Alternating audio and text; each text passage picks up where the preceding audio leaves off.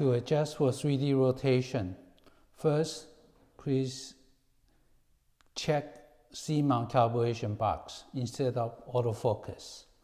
Then set the zoom to about 3 or 4 position. Then we want to adjust the focus block up and down while we rotate the mirror. The whole idea is we want to find the rotation center first by going up and down until the image stay on the screen in the center instead of moving it all around it. So when we get to that will just wobble in the center. That's the rotation center.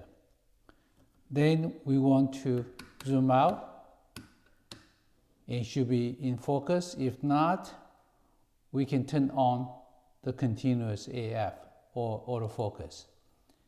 Then as you rotate, it will come into autofocus and the image also stay in the center.